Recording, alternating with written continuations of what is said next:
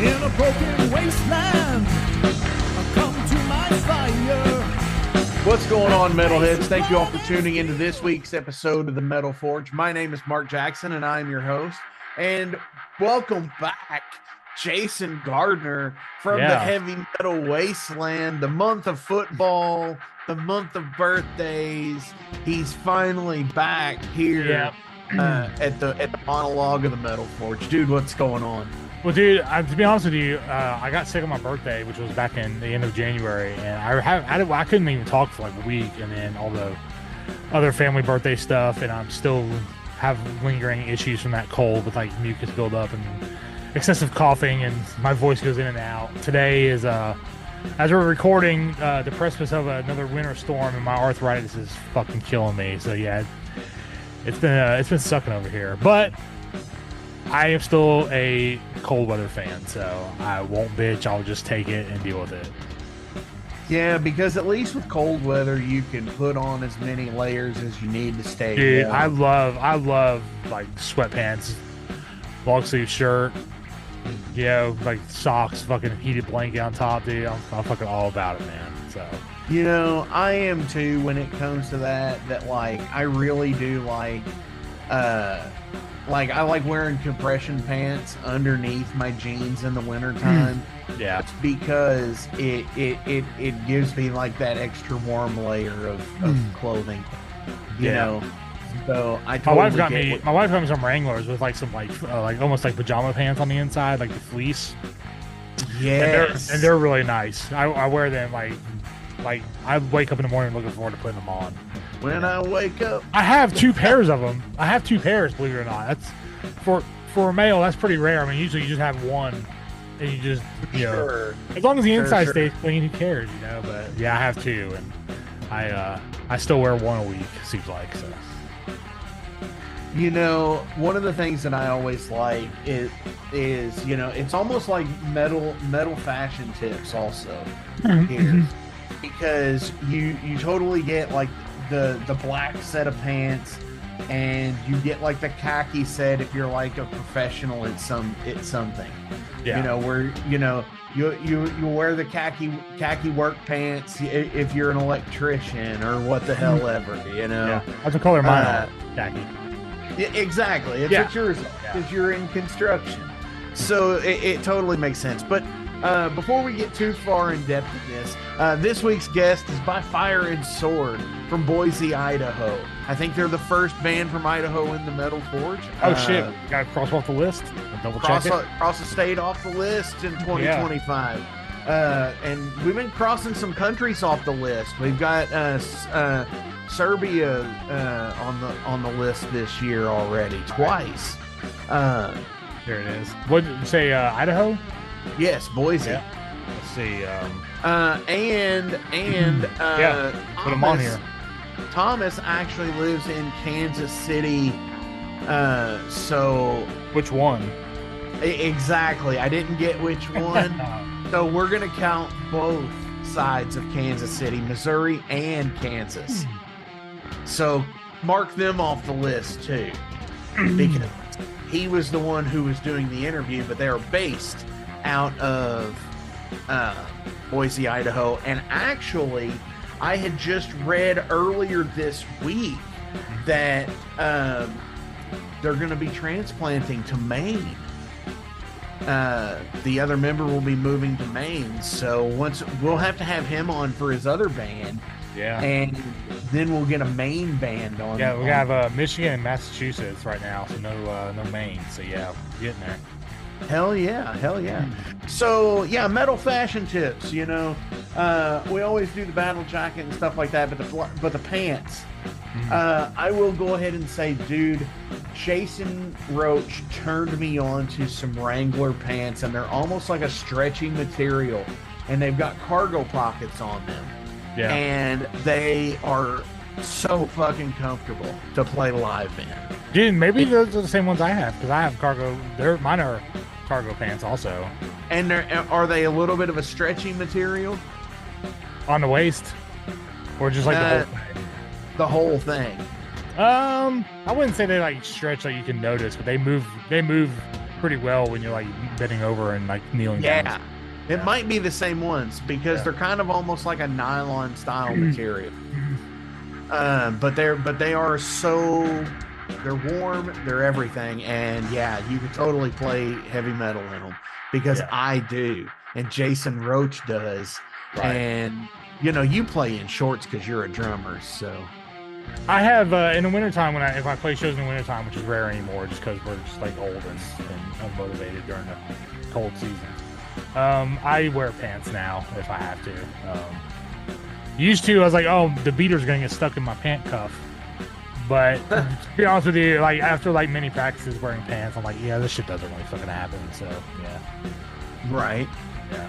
I mean, it's not like it's not like I'm hitting 330 BPM on my double bass anyway, So yeah. Sure. So yeah, so it makes sense. I get that. So when it comes to ease, what do you go to on your stage attire on the ease of playing? Well, I bring a shirt. I wear a shirt to the venue. I set up and everything, and then if I get sweaty, I always have a backup shirt in my truck to change into. Usually a different color for some reason. I don't know why. It's like differentiate cool guy on stage versus cool guy in the crowd. I don't know. But yeah, so I do that, and then I wear like sweatbands on my wrist, just for swiping my brow, and like it keeps this, like if you're sweating, it keeps the sweat from running down onto your hands, from your arms and stuff. Very true. Yeah, and then sometimes if my knees are acting up, I'll wear compression, like just like knee compression, like I don't know what you call it. Like a knee pad, like a knee compression Not a pad, but like it's almost like a sleeve over your... Okay, yeah. Like the ace, like a compression bandage. Kinda, yeah. It's same principle. Yeah, it's only if my knees are hurting though, which like it seems like rainy weather, it's when it really brings it on. So yeah. Or the snow at this point. Excuse me. Yep. At this point, yeah. Yeah. By the time we play again, it probably won't be snowing. I usually wear the sleeveless shirt on stage, or I might go with the battle jacket with no shirt. It just depends. But I always try to wear the sweatbands as well because I sweat sheets of rain on stage, and I already like to get on stage with my hair wet anyways. Yeah. Because that is the worst thing in the world. Is coming through and it just sucking straight in. It's dry hair right before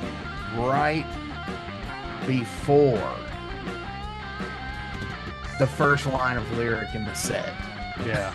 Because that's where it always happens.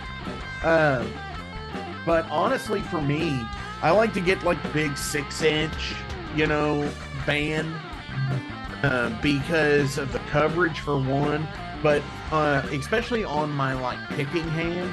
Yeah. Because when I'm playing an overload, the Rickenbacker has edge binding, and it actually digs into my forearm and wrist.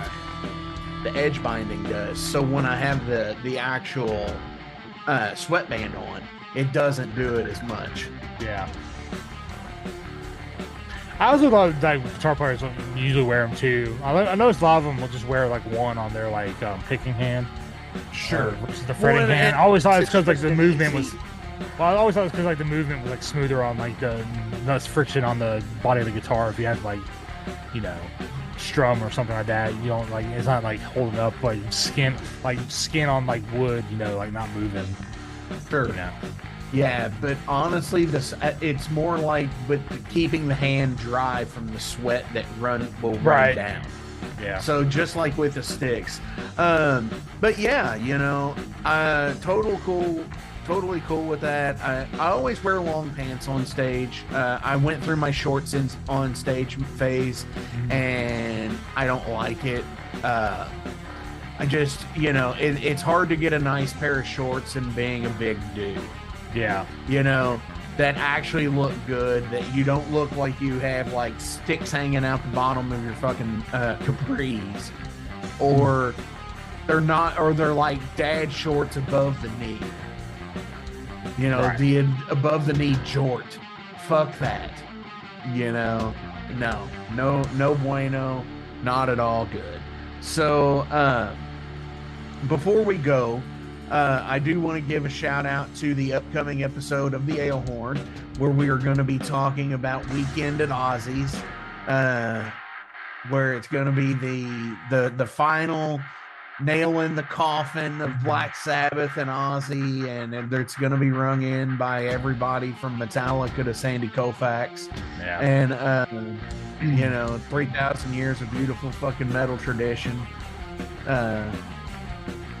And yeah, so we're be looking forward to that. With the way it's sounding, man, like, I think if Ozzy didn't make it to the show and just had other people fill in for his spot, would be a much better a situation than what it's going on right now. Might not make it. You never know. Yeah, July is a long way away for that motherfucker, man. Right now, yeah. I don't know if Sharon can put enough drugs in to keep him artificially alive for that long. I mean, yeah, it's just like, dude. I mean, I like after they put tickets on sale and it sold out. It's like, oh, by the way, I'm only gonna sing like a line or two here and there wherever I could fit it in. It's like, oh, that's awesome. Yeah.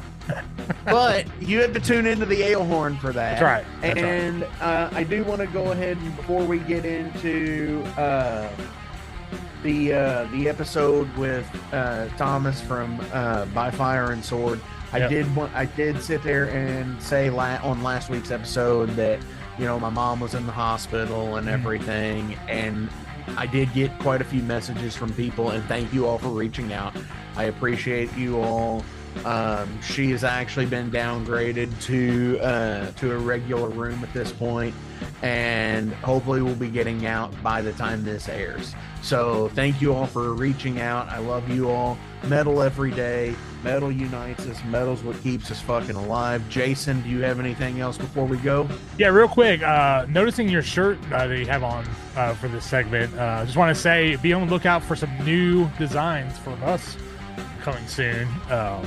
It should be this spring, and then hopefully some new songs by summer if we can get the recording and stuff done. And so we're not dead, we're not dormant, we're just writing, and we had some lineup issues and stuff, but everything seems to be working itself out. So hell yeah, it's a shout out to a new dawn. Shout out to yeah. This week I actually just recently refound this shirt. It made its way out of the collection, and then it made its way back in. So I was like, where the fuck is my TW shirt? I want to wear it. But everyone should be saying, where the fuck is my TW shirt? But so pretty cool design from a guy named said it. What the fuck is his name? Let me look it up real quick. Oh shit! See, now you've gone and done it. I always do it. Hold on, he's right here because stealth fan. Check out the Bandcamp pages, do all the things and all the stuff. Go buy merch like I always preach in the episode with the band and everything, because hey, that's where it's at. And even if it's just a buck extra, just throw out an extra $1 here and there, because hey, it's hard for everybody. Also good news, less than a month ago till Night's album comes out, so still stoked. Yes, absolutely. I have refrained from listening to the new song they released because I want to hear it all in one pop instead of half the album ahead of time. So I am sure. I keep myself away from it. It's going to be Madness in March is going to be what it is this year. So there's a lot of good shit coming out in March. Yeah. So what is who's the artist? Oh, his name is Stealth Fangs. Hell yeah. Yeah, you can find him on the website Fiverr, Fiverr. It's like a shopping website where you look at Fiverr in the Metal Forge. Yeah, you look at everyone's stuff and you can pick and negotiate with them, and they kind of give you like an upfront price for however much detail you want to go and stuff. You can buy logos, you can buy pre-made, you can do you can commission. We commissioned ours, so ours is ours is totally unique. It's never been seen by anybody except for me, Mark, the artist, and my bandmates, and my wife, which didn't really care. Hey, I care because I think it looks fucking amazing. Okay, and I will real quick. If I you will like, proudly wear that shirt. if you like Cyclops skulls, this might be the shirt for you. Let's just say that. So, if you notice the thumbnail for this week's episode, it is Gowron from Star Trek, and Gowron is always notable for one thing, Jason, and what is it? Glory, man. You gotta go with That's Glory. fucking right. Yeah. And By Fire and Sword has an album called Glory, and this song that we are going to play from them is called Glory, Love and Light.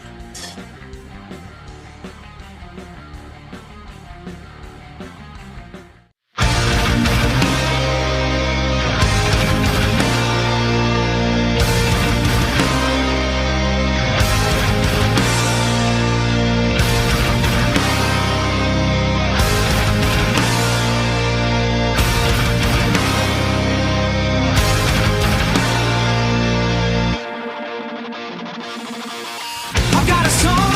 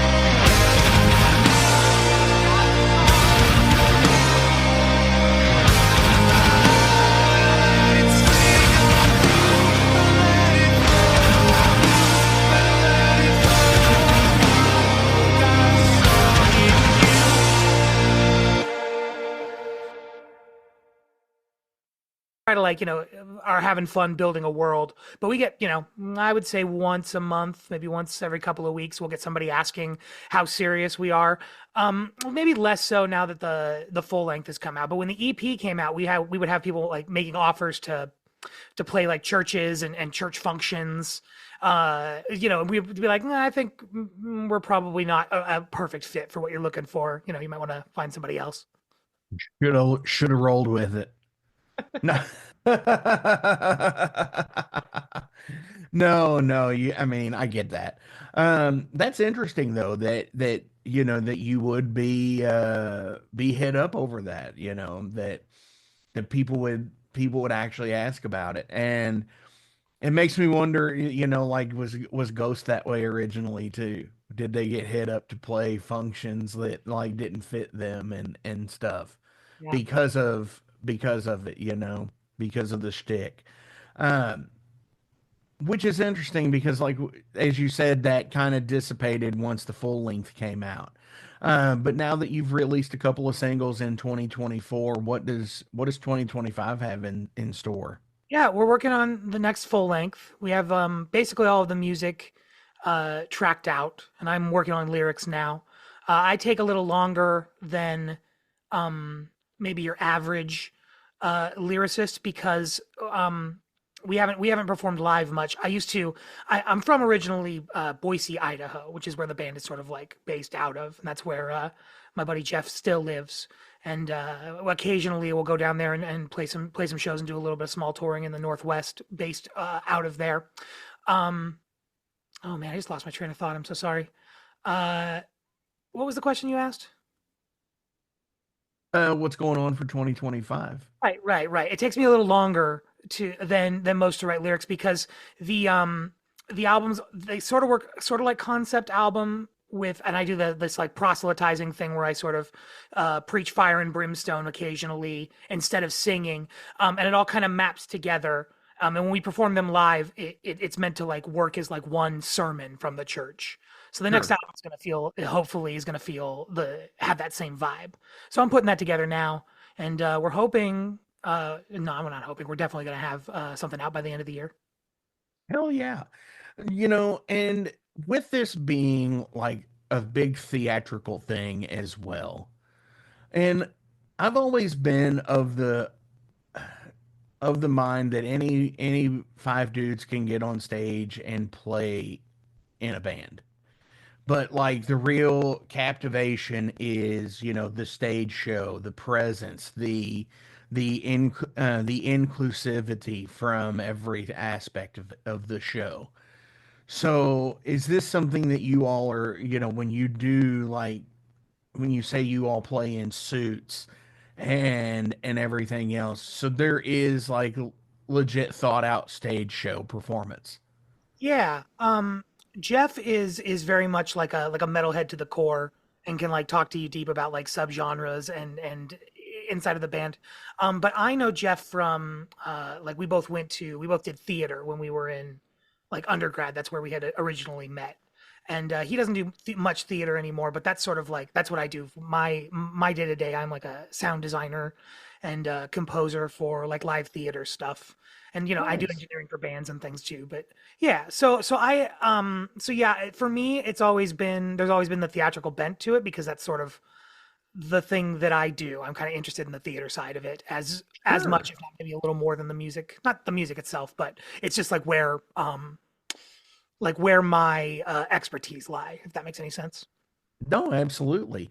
And I think that's what I try to preach to, the choir about, as they say. But that's what I try to get over here on the Metal Forge is talking about how much theater actually makes a difference to your show, whether it be, I don't know, you bring a skeleton on stage, whether it just, it's something that goes along with the performance, that it can't just be, even bands like Creator and, Overkill and I don't know, Iron Maiden, take those bands, they all have an elaborate stage setup and honestly, there's nothing stopping any other band from doing it other than space and money. Yeah, That's it. yeah, And the money is really when you get into actually like bringing, I don't know, like creating a stage prop, you find out you can do shit really cheap and it looks good. totally. People totally appreciate the effort. And on top of that, like if you have any sort of theater scene in your town, like a lot of the time music scene and theater scene like are really separate. But they're just like Yes. artists all trying to do stuff. So if you've got a little extra money in your back pocket, you can find people that are looking to make cool things. Yeah. So that's my big thing is like if you know if you know I just there turned into Wayne Campbell there. I was like, yeah. yeah, totally. Like But I yeah, totally went back to the early 90s here. No, you're absolutely right. And I think that in my scene is a thing that they very rarely brush together, but they're there. And you know, a lot of another scene, the burlesque scene is that way too. yeah, totally. You know, you can get into that, and you know, they do performance art, and who knows, you know, you might be looking for a set of columns, and somebody, you know, it's just like, I this person has them, Yeah, rent them. yeah, but like burlesque performers, like most of them are doing all of their own costumes, Hmm. like building all of their own props. And you know, like if you find a good burlesque performer, like that's you know, you can do some crazy stuff for like dirt cheap. So Yes, absolutely. Amazing artists. And so this makes me want to see you all live even more so. So, what do you all have going on so far as to shows in 2025? we're not much. I'm actually heading back into Idaho to do some work in the next couple of months, and we're talking about doing some live shows while I'm in town. It's kind of hard to coordinate with us, unfortunately. Jeff has another band, a black metal band that called Wield and Woe. That Yes. is, that is sort of his like focusing thing, and then I'm um I'm like more of not a recording, not just a recording artist, but I do a lot of like composing and writing music for like theater and different projects and stuff. So we end up being more of a writing based band, unfortunately. But yeah, we're looking at some hopefully some dates this spring, and it's the kind of thing where like if we have a tight enough crew that like if it makes sense financially to get someplace, like if we were invited, you know, in a couple of times, like I think the last show that we did was an invitation. We played a festival in Chicago, the Legions of Metal festival. Oh, I love it. Yeah. We actually just had a video drop of by the time we're recording this, it dropped yesterday on the YouTube about my experience at Legions of Metal. Oh, nice. Were you there this last year? Yes, we played Legions of Metal 6 with a slew of awesome bands that I unfortunately cannot remember all of, but like Devolution, Ice Howl, Mourn the Light, Viper Witch, Hyrax, you know, Dawnbringer, so many awesome bands, Tower Hill. It was honestly like the closest approximation to a religious experience playing music that I had. Well, that's awesome. I was at that festival just for the day that Tower Hill played. Oh, Uh, nice. yeah, so I might have seen you. I was kind of, to be honest, I was kind of having a fight with my partner at the time, so we were a little distracted. So didn't get to enjoy it as much as I wanted to, but you know, I everything that I saw, I really dug.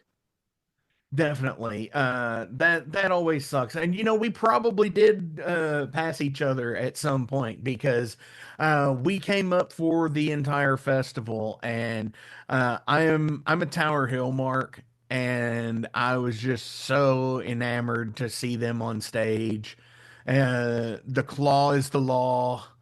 as they would say. I can't say too many nice things about them because if I do, they will probably they will probably come through and want to play a show next. And I can't afford those visas fees, unfortunately. But no, totally love them, and it was awesome that that you were there when Tower Hill played. That was a great night because they had Owlbear that night. Yeah, totally awesome Yeah, stuff, yeah, and everybody was such there. a great community. Yeah, yeah, absolutely. No, it was a fantastic. Everybody came and showed out in force. It was worth it. It was worth the drive up. Absolutely. So when it comes to, being in like Kansas City or adjacent, with that being your new area, do you go out into the music scene much? Do you go and check out any of the local digs or the dives or anything like that? Yeah, I've been trying to. I moved here in the middle of the pandemic. I moved here in 2020. So it's been kind of a weird like start getting back into things. Hmm. Before especially and especially like I grew up in Idaho and I was really ingrained in that music scene, so I was going out a lot. And I've had some anxiety issues since then. So I don't go out as much as I'd like to be honest. But yeah, we find the time. Uh, yeah, No, that's totally rad. And because of course we all have day-to-day lives and everything else. We're not all sitting around making $1 million a week off of an album sale from an album 30 years ago, for sure. you know. And yeah, that would be cool, but let's think, three-dimensionally here with that. That's just stuff that we're probably never going to see from, something that's not a manufactured band Right. these days. And and I say manufactured like Taylor Swift's and things like that. The pop bands.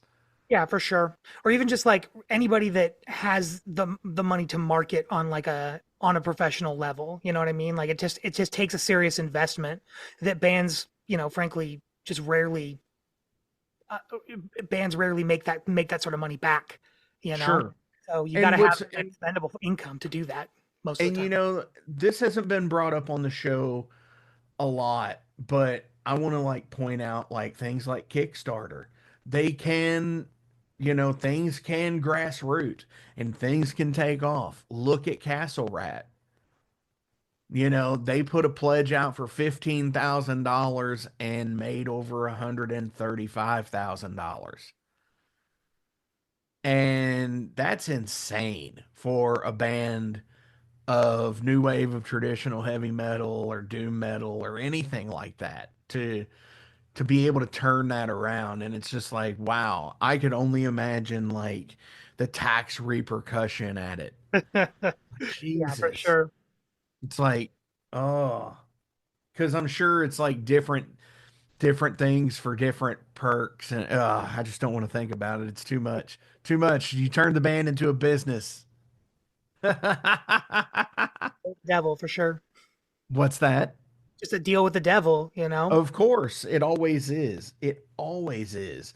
And that's what it always comes down to, whether it be at the crossroads or whatever it's always at your crossroads, I think. And when you reach that point, that's when you're at the crossroads.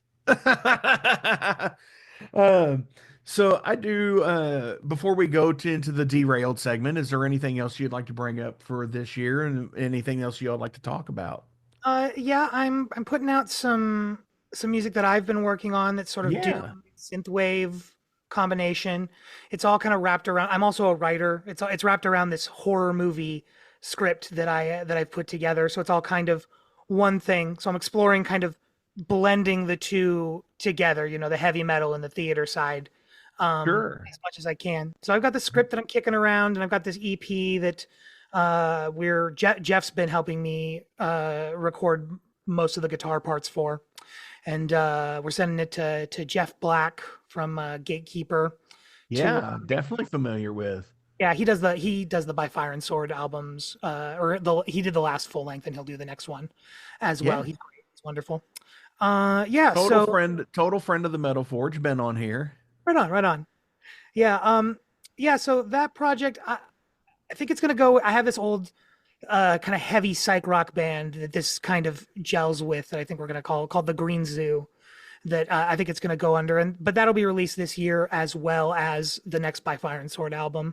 I'm like 97% sure that I'll get it. Now, what kind of release are we looking for on this? Are we gonna go, or is there gonna be stuff for like vinyl? Is it gonna be digital only? Is it gonna be CD? Yeah, This, that, and the other, all of the above, none of the above. the By Fire and Sword record will definitely come out in pretty much all the different platforms. We'll release that with No Remorse Records, and So they're gonna put it out on Zune. fingers crossed. That's what we're pushing for. Yes, I knew it. Yeah. I But, knew it. I actually, I would have to look at the contract to be sure, but last time we had special edition vinyls and then regular vinyls, as well as CD and digital. And then we later on we made a deal with Jeff's black metal band's album record label, FIA Productions, to release tapes as well. So we won't have analog tapes initially, but I wouldn't be surprised if that was happened in the future, I should say. Sure. Analog tapes as opposed to digital tapes. Yes. Hell yeah, that's awesome. I am totally excited for it. So, because I just love follow-ups to, I love concept albums, and I love it when you can build like world build, Right. essentially. It's essentially what it would be. But hell yeah, looking forward to it. So this side of Derailed, we're gonna get into some pretty cool stuff here. Right on, man. What are some symptoms or like things that you've experienced that you would love to speak out about on like your mental health journey? Well,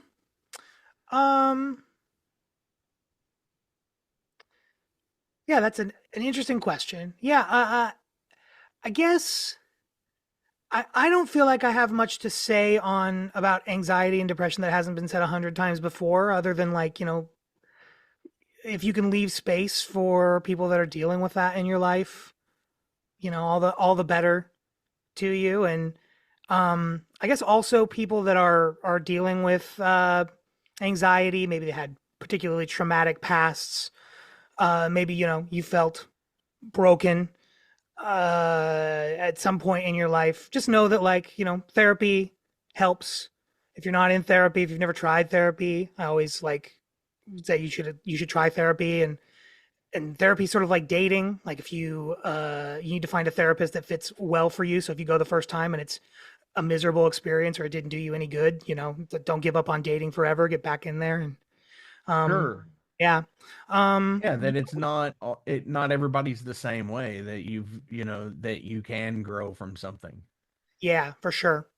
Yeah. And yeah, it's one of the things where like, if you can, and you a therapist is like somebody that you can talk to about your problems that has no stake in your life, so if you've ever shied away from it, that's, I don't know, I'm just like a big pro therapy. It's not the end all be all solution to everything, but being able to talk to somebody that's not like wrapped up in your personal shit can be a lifesaver.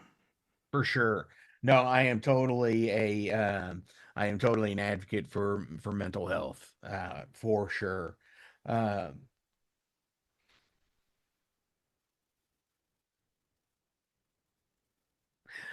I haven't asked a wrestling question for a while. Are you a wrestling fan? Oh man, I haven't followed wrestling in a really long time. When I was like in middle school and like up into early high school, I was really into the WWF and I watched some WCW stuff. All right, so you're putting an age on yourself now. Yeah, yeah, yeah. You mentioned WCW, and it hasn't been a company for quite a while. So you're putting an age on yourself. But my question is, if you could form a tag team with any wrestler or superstar, who would it be? Oh man, yeah. I guess Mick Foley comes to mind initially. I just always thought Right Mick Foley on. was so funny. The idea of Mr. Sacco as like the ultimate takedown, ridiculous. Say That what? just popped up in a reel the other day. Is the birth of Mr. Sacco. And it was so funny. I was like, I remember watching that on television when he was in the hospital room with Vince McMahon. And he's like, there's somebody else who wants to see you, Vince. It's Mr. Sacco. And I'm just like losing. And this friend of mine at work, well, he's a work friend, is sitting here watching this and he's just shaking his head like, because he remembered watching it too, right? Mm. And he just goes, "Oh my God." I was like, I remember watching that on television. I'm over here losing my shit over it because it's like, well, you know how the rest of that story plays out. It's the yes. Doritos or Cheetos? I try to stay away from both, but if I'm treating myself, it's probably Cheetos. Like if I'm gonna ruin my fingers for the day, it's gonna be. Yes. Yeah, we should all stay away from Doritos or Cheetos both, but you know, they make it so good sometimes, I Oh, guess.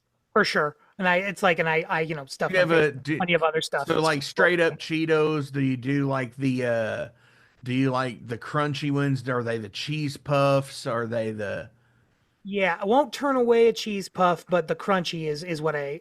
When you oh said Cheeto, boom. that's what came to mind. Yep. Yeah, the OG, yes, for sure. Um totally sure on that.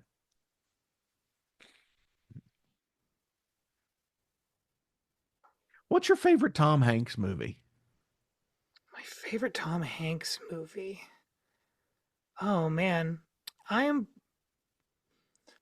That's a tricky one. I guess it shouldn't be that tricky. It's just like all the ones that are coming to mind are like that's my favorite Tom Hanks movie.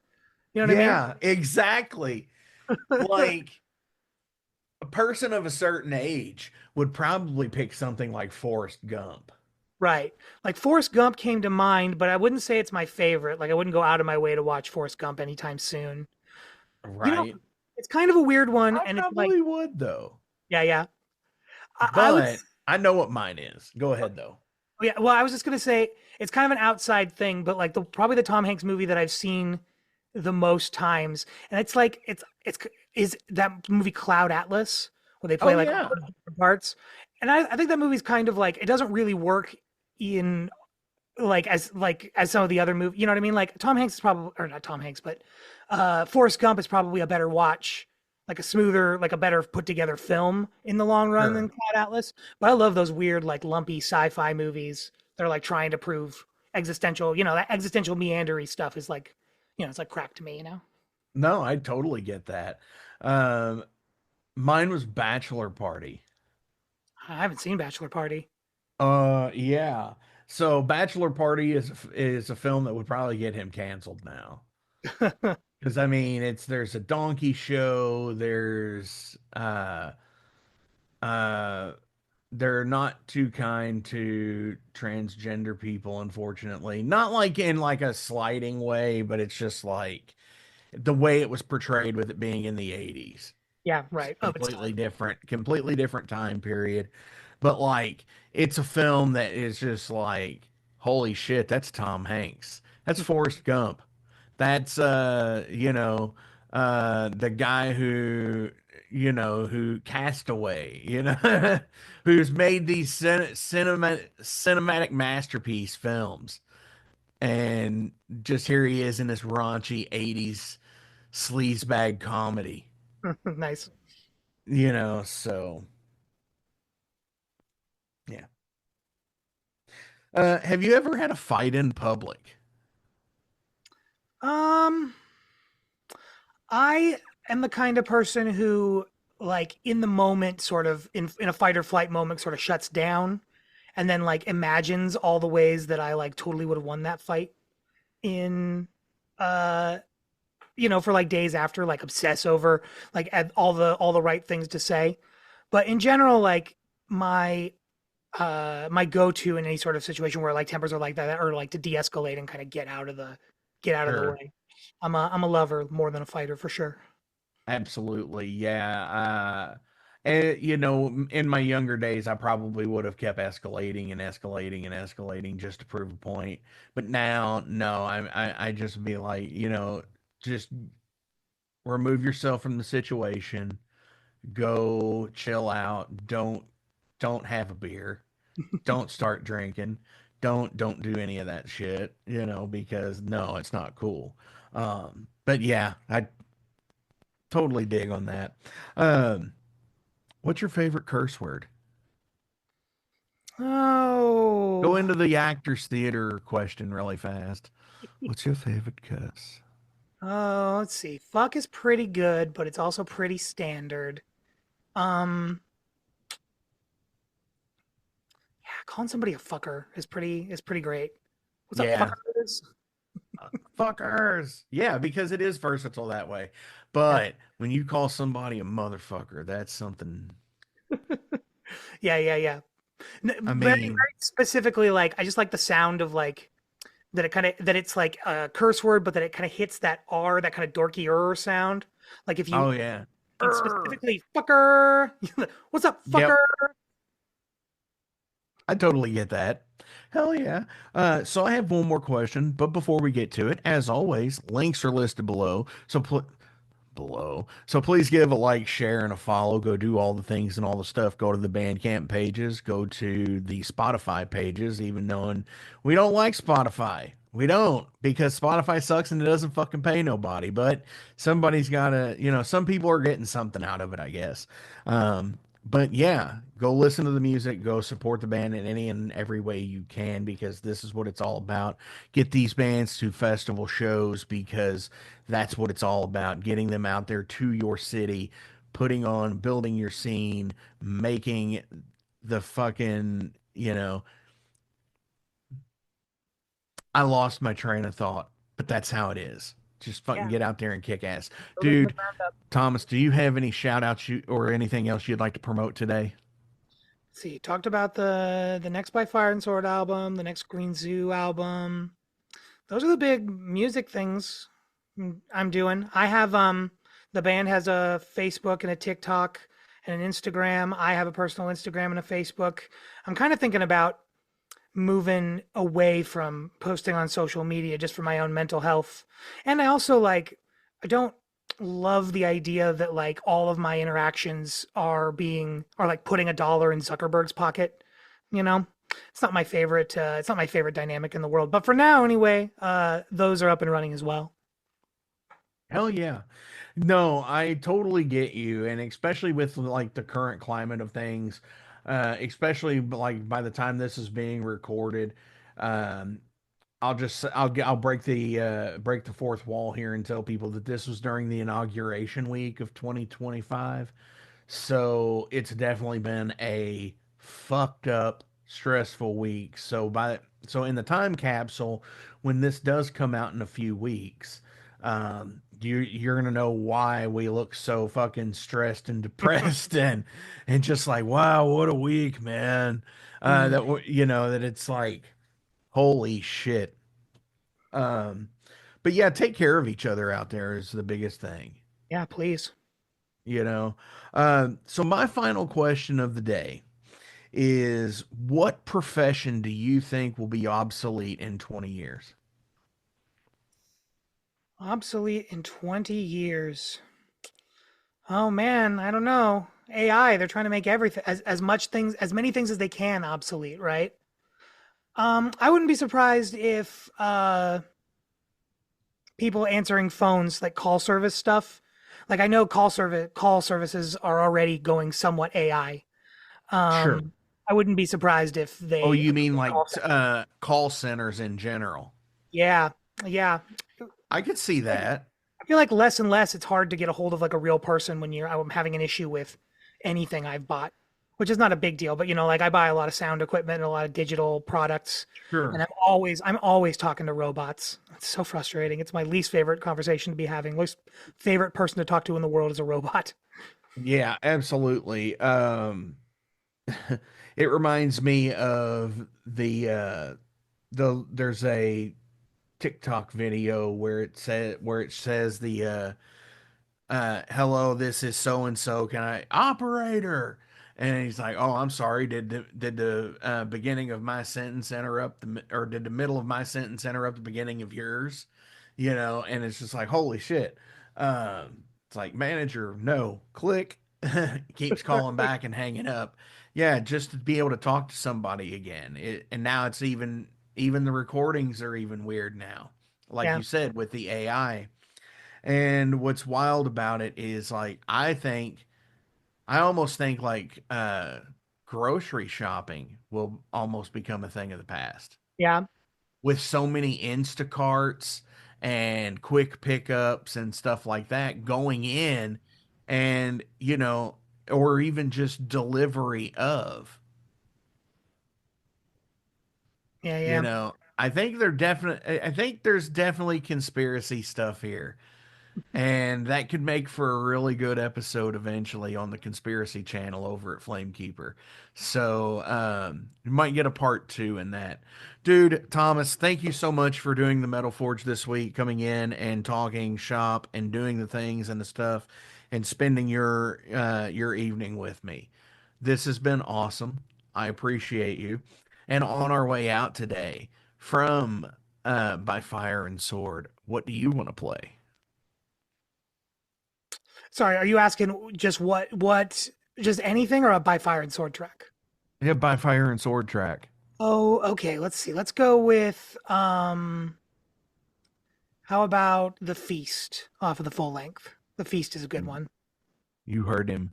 Ladies and gentlemen, The Feast. Thanks, Mark. Thank you.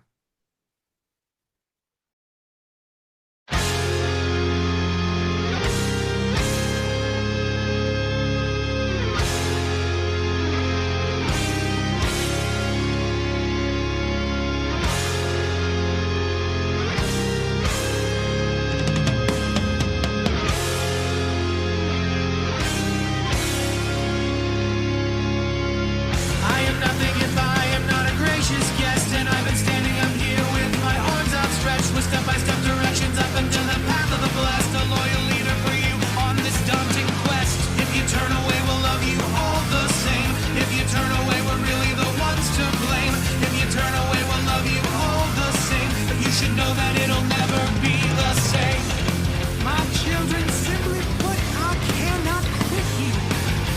Despite suffering heartbreak after heartbreak after heartbreak at your calloused hands, I find myself here once again, down off that rock, down in the depths, despite it burning my heart, it burning my body, and it burning my soul.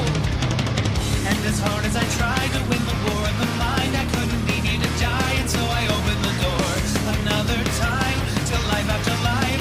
Deny me now, and all that's left to say is we'll send our love down from the feast to all the wretched men and beasts, and hopefully our tears will reach your furrowed brows and gnashing teeth, rewarded for our loyalty at rest inside eternity. We'll send our love down from the feast. We'll send our love down from the feast.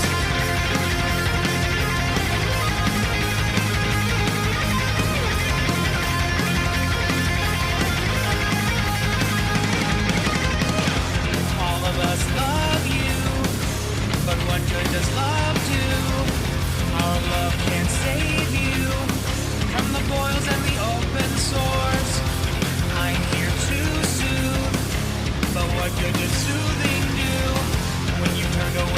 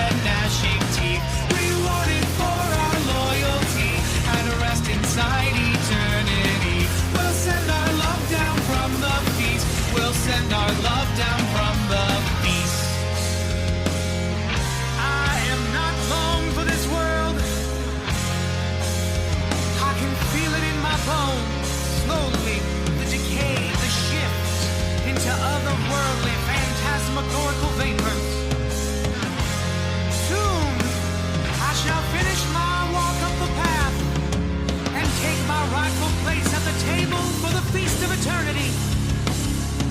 Would you like to join me, children? Although there is room in my heart for all, there are only so many seats beside me. For those of you who will take my hands and be guided and be led up the path into the ever-loving light of eternity.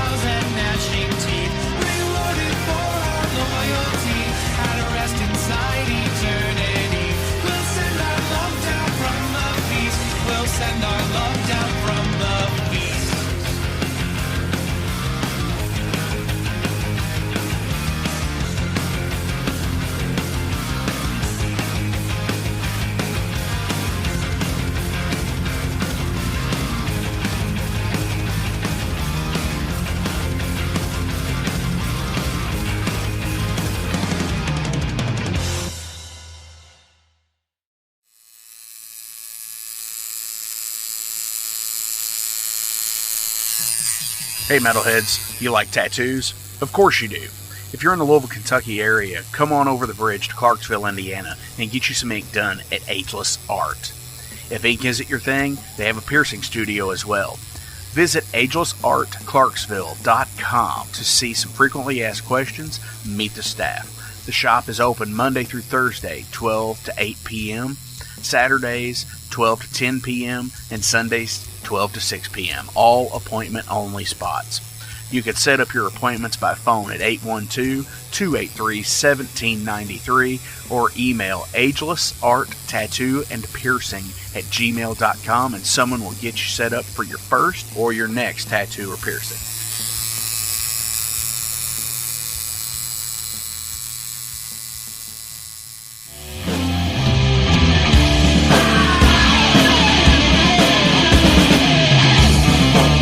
Hey metalheads, after going to a rager, what's your ultimate go-to? Mine is totally pizza. So when Overload is playing, or I'm promoting the Metal Forge live showcases or the big goddamn metal show, I go to Pizza DoNisi. Pizza DoNisi is gourmet artisan pizza from right here in Louisville, Kentucky. It features things like the pizza of the month, the sandwiches, and also vegetarian and vegan options, which is so totally fucking cool for all of it's awesome pizza. You definitely want to go. Hey, and also from time to time they do cannolis. Oh, so fucking good. You know what they said, man? Leave the gun, take the cannoli. Yeah, just like that in Godfather. They're located right next to the Mag Bar at 1396 South 2nd Street. So either stop in or call in at 502-213-0488. They're open till midnight. The witching hour. Heineken, fuck that shit! Pabst Blue Ribbon!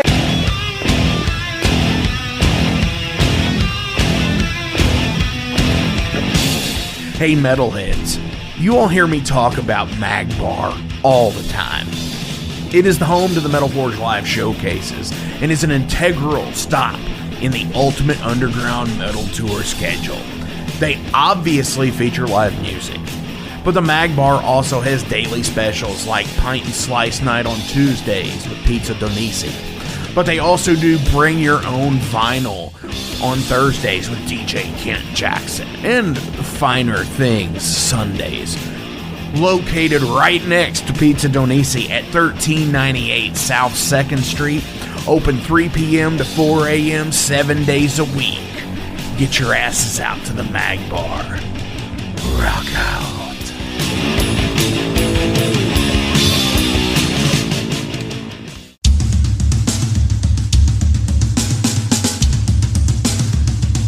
For 45 years in keeping Louisville weird, Electric Ladyland has been there for all your eccentricities.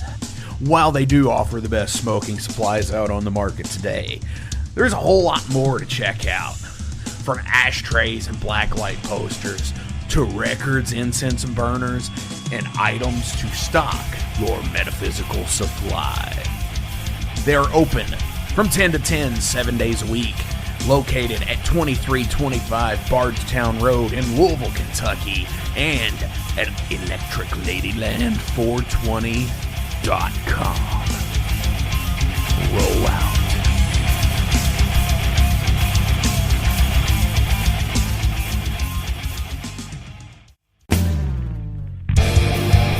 The year was 19...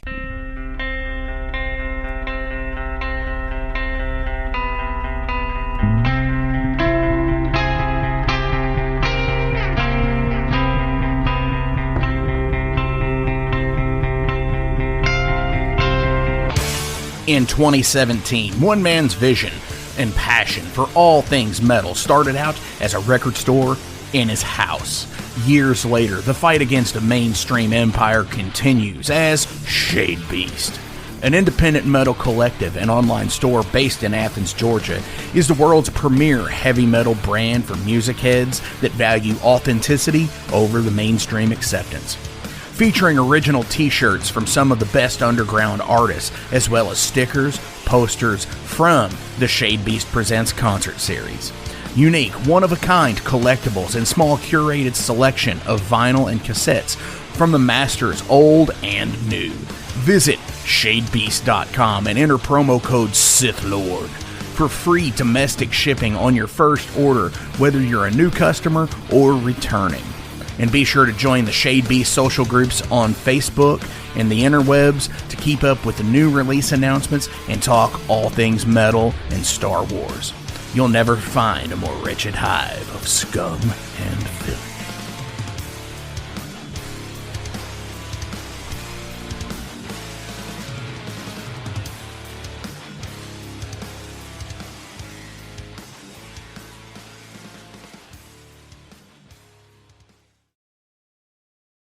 Welcome to the night. You think you know Night Demon? Then the Night Demon Heavy Metal Podcast is for you. Step into the darkness as we peel back the curtain to give you an unprecedented, all-access look into the mind and the heart of the demon. We're talking band history, song analysis, studio anecdotes, stories from the road. It's everything a diehard Night Demon fan could want and more. This is the only place to learn the inside scoop, the deep dive trivia, the untold tales from the band members themselves and those closest to the Night Demon story. Need more? The sacred Night Demon Crypt will be pried open to reveal demo recordings that have never before seen the light of day, all with in-depth commentary by the band and the people who were there for the writing and recording process. This is a gold mine, a treasure trove of all things Night Demon. Head over to nightdemon.net or wherever you listen to podcasts.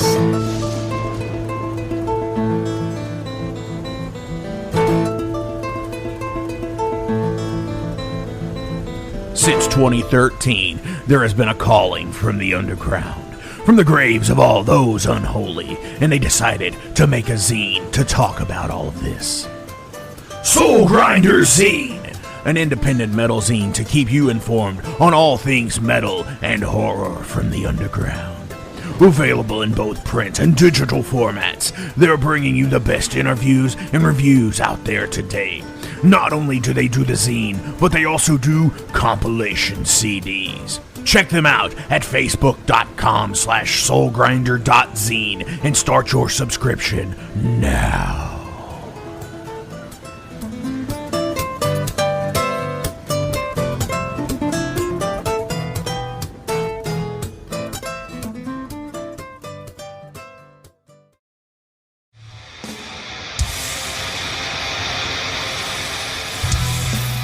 Hey everybody, let me tell you about the new sponsor to the Metal Forge, Unchained Tapes. They're an independent Pennsylvania tape label. They focus on extreme metal and punk with a killer approach to the tape scene. Visit their web store at unchainedtapes.bigcartel.com now to get your fill of tapes. And for being a Metal Forge listener, enter the code METALFORGE10 at checkout to get a 10% discount on your total purchase. That's unchainedtapes.bigcartel.com.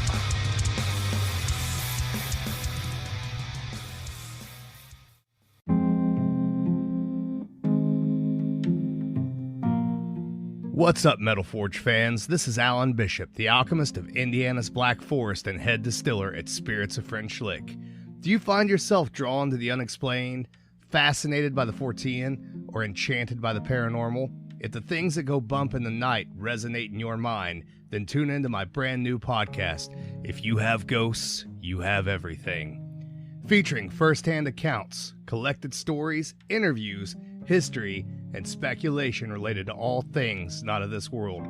Available now on Anchor, Spotify, Google, Amazon, and more. Sit back, relax, and remember, if you have ghosts, you have everything.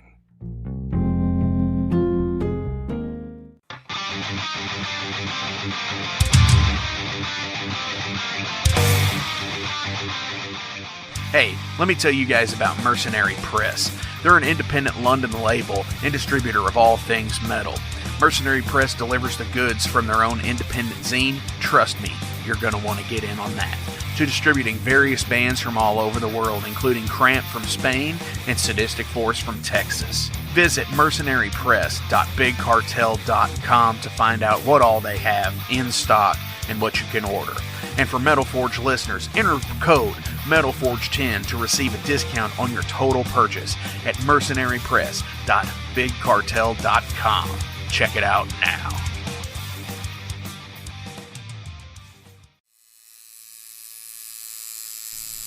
Hey Metalheads, it's with great pleasure I get to tell you guys about a new sponsor to the Metal Forge, Ageless Art, New Albany. After 20 years of owning and operating Ageless Art in Clarksville, Indiana, Phil Garrett had a vision for a new type of tattoo studio. Something that is clean and modern, sleek, refined, inviting. And he's done just that with Ageless Art in New Albany. You can find it at 2736 Charlestown Road, New Albany, Indiana, 47150. Business hours are Monday through Saturday, 11 a.m. to 7 p.m. Sundays are 12 to 6. All sessions are appointment only, so give them a call and go get you some new ink. Or if it's your first time, go get your first one, baby.